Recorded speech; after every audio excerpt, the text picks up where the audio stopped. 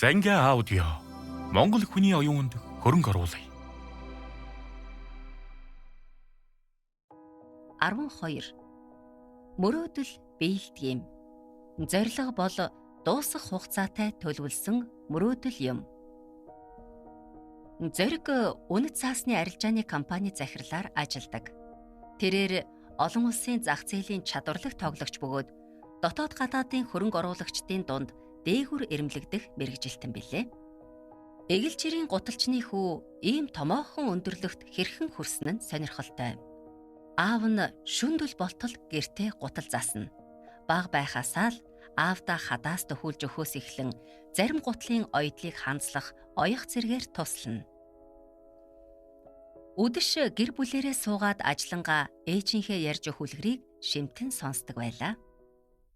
Зориг үлгэрийг нүдэндээ төсөөлөн бодож, тэрхүү үлгэрийн баатрууд шиг эр зоригтой, шудраг хүн болохыг эрмэлзэнэ. Бичиг үсэх сурсныхаа дараа өөрийн мөрөөдлийг дэвтэрт бичдэг болов. Заримдаа бүр мөрөөдлөө зурах дуртай. Хожим том болсон хойноо мөрөөдөлтөйгөө холбоотой зураг таарвал тэрхүү дэвтэртээ наана. Ганцаараа байх үедээ тэрхүү мөрөөдлөө биелж байгаагаар төсөөлөн боддог боллоо. Мөрөөдөл бүхэн зорилго руу хөтөлж хийх ажлаа төлөвлөдөг боллоо. Тэрээр агуу их мөрөөдөхөөс хизээч уйдаагүй лээ. Он цаг өнгөрөх бүрд суралцсаар, хөгжсөөр, хөдөлмөрлсөөр. Зоригийн гарт хүүхэд ахуй цагийн анхны мөрөөдлийн дэвтэр байна. Эхний хуудас дээр нь костюм өмссөн гартаа суглаанууд барьсан залуугийн зураг нааж, доор нь би ийм хүн болно хэмээн алдаа мадагтай бичжээ. Түүний ард онгоцны зураг нааж, би онгоцны жолооч болно гэсэн байлаа. Голын хуудас хавьд Америкийн эрх чөлөөний хөшөө Парисын цамхаг зэргийг нааснаа, энд би очдог болно гэсэн байлаа. Нилээн төгсгөл хавьд загвар өмсөгч бүсгүй зургийг нааж, ийм хүнтэй гэрлэнэ гэсэн байлаа. Бидний хэрхэн амьдарч байгаа, хэрхэн бодож сэтгэж байгаагаас ихээхэн хамааралтай ажээ. Одоо эргээд бодох нэ, энэ дэвтэр дээрх бүх мөрөөдөл биеснийг харах гайхалтай. Тэрээр өдөр тутамдаа ажил хэрэгч сайхан хувцалдаг болжээ. Мөрөөдлийн дэвтэр дээрх эрхмийн гартаа барьсан суглаа мэт зүйл бол үнэндээ үнэт цаасны баримт байсныг балчир хөвгүн хэрхэн мэдэх вүлээ. Зориг одоо үнэт цаасны зах зээлийн эрэлт ихтэй мэргэжилтэн болж хүссэн цагтаа дэлхийн хаанч очиж ажилдаг болсон. Мөн зоригийг гоо үцэглэн төгөлдөр сайхан их нэртэй гэдгийг хүн болгон хэлдэг юм. Бидний хүсэл мөрөөдөл тархинд мэдээлэл хэлбэрээр хадгалагдаж, тухайн хүний үйл ажиллагаа зуршилд нөлөөлж байдаг ажээ. Өөрийн мөрөөдлийг зөв зуршилд хүргэх өөдрөг мөрөөдлөөр жигүүрлэн амьдарцгаая. Мөрөөдлийн дэвтэртэй болж ирээдүйгээ захиалаарай.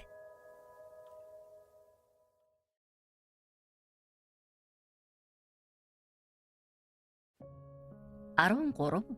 Бүтэн амьдрал. Бүлээн амин эрүүлэнх байг. Бүтэн амьдрал нь бат эвтэй байг.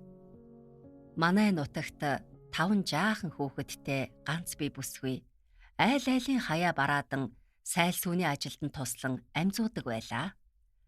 Давхарга муутай жижиг 5 хантай гэр, хоймор орших он жилийн удаанд утаа тоосонд идэгдсэн хос хүрэн авдар, хэдэн хүнжил гудсны навтаснаас өөр олигтой өмчгүй шахуу айл л да. Өвөр хангаагаас нүүж ирсэн гэдэг сургаас өөр энэ хүүхний талаар мэдэх хүн үгүй билээ. Хүүхэн өгдөө цөөтэй, турхан биетэйж, бариад авсан ажилдаа гүжирмэг гэж жигтэйхэн. Төрөө зун агсам цэнгэлийн гадаа зусч, балдангуайн хаяанд намаржиж, жүрмэд эмэгний хажууд өвлжиж хаварчсан хэдий ч эдгээр айлууд ажлын мууг борив бохисгүйгүй хийлгэхээ мэдхээс хэдэн цүргэр хүүхдийн олигтой цадгасан нь үгүй юм. Хаврын хавсрахтай өдөр цоохор надмид гэгч адуу малын ирэлд явж байгаад жүрмэд хөгшнөхөр буугаад морджээ. Жүрмэд хизээнээс харамч хахираараа алдартай тул альжааж ядарсан надимдад хатсан хідэн ааруулаар идээ тавьж зэлгэн харцай аяглан барьжээ.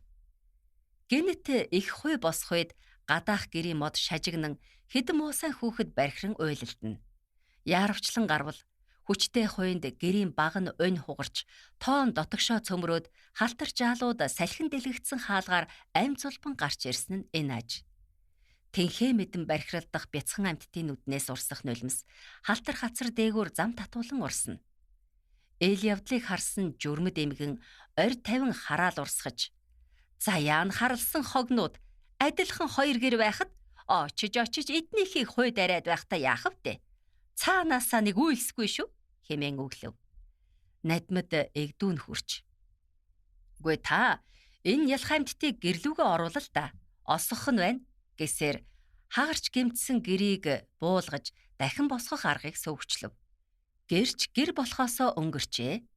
Тооныг бүхэлж хадаад гадаа хэвтэх шургаагаар баг нь босхон хугарсан үннүүдийг бөгжлөн босгохчаа айдав. Орой хэрд бүсгүй хаврын хавсрах салхинд их л алжаасан шинжтэй. Осгоруутсан царай, омголцсон уралтай амтан уут дүүрэн хург ишгийг дааж ядан хондоо туусаар ирлээ. Бүсгүй нүд цөхрлөөр дүүрч цайвар шаргал царай нь ганджээ. Маргааш өглөө надмад жижиг оврын ачааны машинтай ирж бүсгүйг хэдэн хүүхдийн хамт нүүлгээд одов. Энэ үед журмд гуй бэлэн зарцаа алдсандаа харуусч хэрхээ мэдэхгүй уурлан зогссонсон. Намрын уур оржээ. Царцаа дэвхрэг цар дуугаралдан өвсний толгойд хяруу бунжигнэн. Цоохор надмад адууга залсаар айсуу ирэхэд хүүхдүүд нь "Ааваа" хэмээн тосонгүй илдэнэ. Надмад дөрөв мултлан бууж ирээд зээрд мориндоо хүүхдүүдийг сундлуулан суулгаад хамгийн бага хөвгүүнийг хүзүүн дээрээ мордуулж морио хөтөлсөөр гэрийн зүг алхана. Хүүхдүүдийн нүд жаргалаар гэрэлтэж ам амандаа элдвийг шулганах нь хөөрхөн. Харин эхнэр нь шинхэн цайны дээжээ ургахын улаанаар уул усандаа өргөхөөр гэрээсээ гарч ирлээ.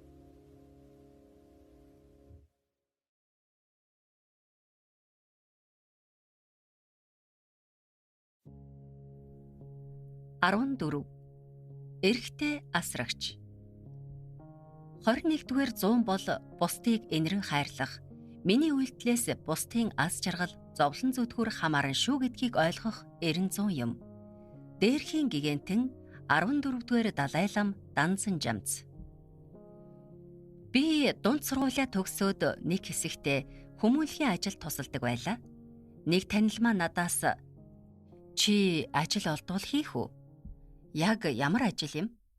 "Чам шиг хүмүүс туслах дуртай зөөлөн сэтгэлтэй хүнд тохирсон ажил. Сэтгцийн эрүүл мэндийн үндэсний төвд асрагчийн ажил байна л да." "Эрэгтэй асрагч хизээ байсан юм?" "Тэнд эрэгтэй асрагч байхгүй бол тэр олон өвчтөнг яаж зохицуулах вүлээ дээ?" Би хэсэг зур бодол хийлж байснаа очоод үзэхээр шийдсэн юм. Намайг эмэгтэй өвчтнүүдийн тасагт хуваарлаа. Өрөөнүүдийн цэвэрлэгээ үйлчилгээ хийхээс гадна хооллох, хумсыг авч өгөх, зарим үед үсийг хүртэл самнаж өгнө. Тус тасагт сэтгцийн хурц эмгэгтэй 34 өвчтөн эмчлүүлэх бөгөөд 25-аас 70 насны бүсгүйчүүд байх ажээ. Зарим нь намайг ахаа гин, зарим нь бүр аав гин. Эхэндээ эвгүй байсан ч аажимдаа дассан юм. Ихэнх өвчтөн гинтийн цочрол айцаас болж сэтгцэд нь өөрчлөлт орсон бол зарим нэг нь байнгын дарамт хүчирхийллээс нөлөөтэй цөөн тохиолдолд удамшлын шалтгаантай өвдсөн байлаа. Тэдэнд барагтай бол эргэлт ирэхгүй. Хаа нэг тасгаар гадны хүн харагдвал царайчлан гортох нь өрөвдмөр. Энд тэнд уйлах, бархирах, гинт тажигнтал хөхрөх, ганцаараа ярих нь энгийн нэг үзэгдэл. Өвчин даамжирч эм тариа нь үйлчлэхээ болсон нэгэнд нь номхруулах цамц өмсүүлж асарч тойголдгсон. Өвчнөдөө шаналн, орон гэр, аав ээж, үр хүүхэд хайртай бүхнээ үгүйлэн санах эдгээр хүмүүс нийгмээс тусгаарлагдсан хоригдох нь өрөвдмөр. Энэ тасагт би 4 жил ажиллахад яг 23 нас хүрч билээ. Нэгэн удаа сүмийн ахлагч надаас "Чи суралцахыг хүсдэг үү?" гэж асуув. Би ч "Тэглгүй яахав" хэмээн итгэлтэйгээр хариулав. "Ямар мэргэжлэр суралцах хүсэлтэй байна?" гэхэд "Сэтгцийн эмчээр" хэмээн хариулсан юм. Сүмийн ахлагч далайг минь зөөлөн алгадан "За хүү минь, элсэлтийн шалгалтандаа бэлдээд байж дээ" гэхэд би талархал дүүрнүүдээр инээмсэглэн гар барьж билээ. Тэр жил анагаахын сургуулийн шалгалтанд уйггүй бэлтсээр тэнцэв. Сүмээс миний сургалтын төлбөрийг төлөхөр боллоо. Хичээлийнхээ завсраар ээж шиг минь, эгч шиг минь ижил тасал болсон хэддээ хідэн ч ихэрч болов авч ирж асарч тойголсоор л байлаа. 6 жилийн дараа ерөнхий эмчийн ангийн амжилттай дүүргээд сэтгцийн эмчээр мэргэшин суралцсан юм. Надад 19 наснаас хойш ажиглан судалж тэмдэглэсэн хэдэн хавтас ажиглалтын тэмдэглэлүүд байх бөгөөд энэ бүхэн минь шинжлэх ухааны мэдлэгийг амьдралын ариун туршлагаар баяжуулж сайн эмч болоход минь нөлөөлсөн юм да. 30 гаруй наснда эмчлэгч эмчээр ирэхэд насаараа энд байх тавилантай хэд минь аавыгаа үдсэн мэт баярлаж байсан юм. Одоо би эмгүйгээр сэтгэц засах ардын уламжлалт ухаанаас суралцсан туршиж байна. Сар жилд улам залуужин хүрээгээ тэлж буй энэ өвчлөлт нийгмээс шалтгааллах нөхцөл байдлыг засахын тулд цахим хэрэгслээр дамжуулан зөвлөлт өгч сургалт хийдэг болсон маань нийгэмдээ оруулж буй хувь нэмэр минь юм да.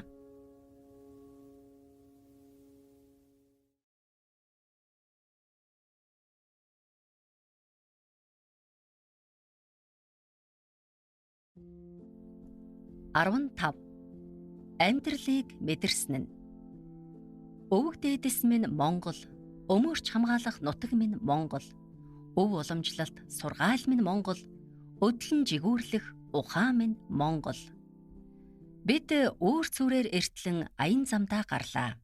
Машины хөгжим ихшгэлэх үед аавын дуртай зохиолын дуунууд ээлжлэх нь уйтгартай. Ээж урд суудал туглан, харин дүү бид хоёр сурсан зангаараа тэрсэлдэн хөлөө цаашаалда чи өөрөө би яасан гэгчлэн маргалдана. Хизээч ингэж эрт босч сураагүй бид хоёр аавын ишгэлүүлэх зохиолын дууны аянд бүвэлэгдэн унтаж орхиж ээж минь зөөлөн инхри хоолойгоор билгүүнэ дөлгөнөө сэрээрээ хэмээн дуудлаа. Босон харвал зах хязгаар нь үл мэдэгдэх ногоон тал үргэлжлэнэ. Аг гангын анхлан үнэр хамар цоргиж энд тэнд адуу төрөлнө. Тэртээд бэлчих хойнд шуудын жиргээ яг л үлгэр мэд. Дүү энэ жил 5 дугаар ангид, харин би 8 дугаар ангид элсэн суралцсан. Бид гэр бүлэрээ хаяа нэг хотын ойролцоо салхилдаг болохоос ийн эзэнгүй тал нутагт ирж байгаагүй лээ.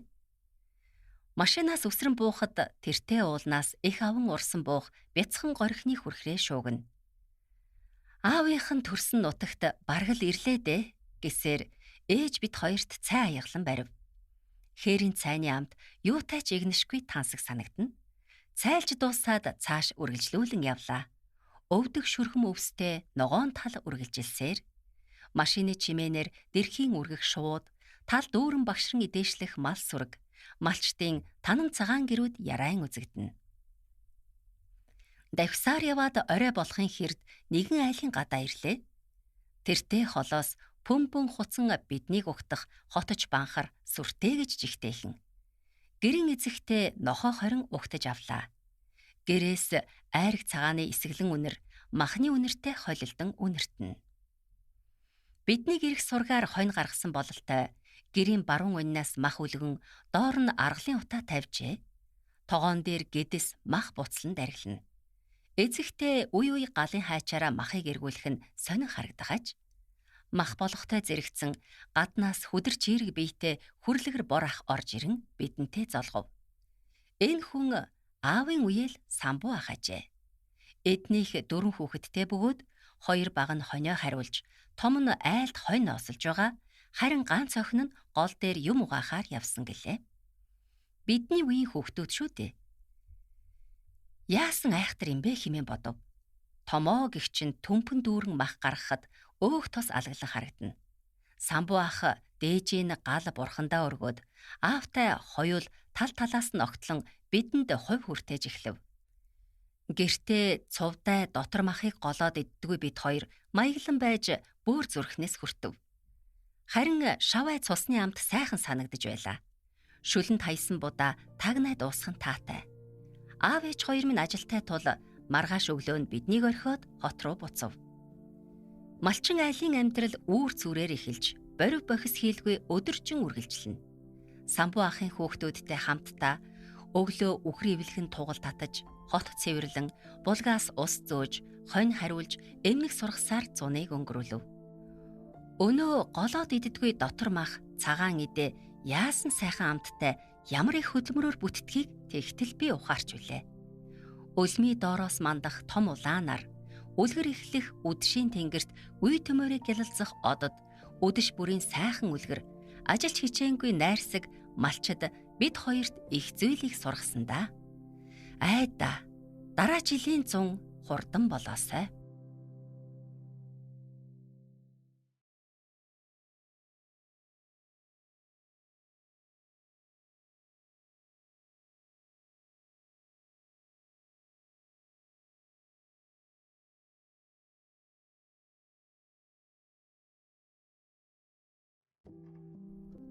Арван 6. Өөрийгөө олсон нь. Мөрөөдлийн амьдралаа бүтээ. Хинч чамайг зогсоож чадахгүй. Чин сэтгэлээсээ дагах зориг байхад хүрэх зам олдно. Би Брэнд. Намар болж хичээл эхлэв. Ангийнхан маань миний өндөр том болсныг гайхна. Хичээлийн шинэ жилийн анхны хонх цангинахтай зэрэгцэн багш минь орж ирлээ. Багш бидэнтэй мэндэлж зуны амралтаа хэрхэн өнгөрүүлсэн талаар ярилцав. Миний ээлж болоход хөдөө амарсан тухайгаа, хөдөөний ажил амьдрал, хөдөлмөр зохион байгуулалт, уужуу тайван сайхан сэтгэлтэй хүн ард, байгаль дэлхийтэйгээ харьцах хайрлах ухааныг нүдэнд нь харагдтал ярив. Хүүхдүүд гайхан шогширч тал нутагт очиж үзэх хүсэл тэмүүлэлт автан байх шиг. Хөдөөгийн задгай агаар, цэнгэг ус, цагаан эдээ ямар ч элдв хойлцгүй сайхан хоол, ажил хөдөлмөр зэрэг нь биеийг минь чирэгжүүлж булчин шүрмсийг минь хөгжүүлжээ. Би үнэхээр өндөр болсон байлаа. Биднийг ярилцаж дууссаны дараа багш минь мөрөөдлийнхөө тухай зохион бичлэг бичгийг хүссэн юм. Мөрөөдлөө бичээд мөрөөдлөө биелүүлэхийн тулд энэ хичээлийн жилд юу хийх, хэрхэн өөртөөгөө ажиллахаа төлөвлөх ёстой байлаа. Би ямар ч эргэлзээгүйгээр малчин болно гэж бичлээ. Малчин айлын амьдрал үнэхээр хангалуун тайван, аз жаргалтай санагдсан учраас л тэр.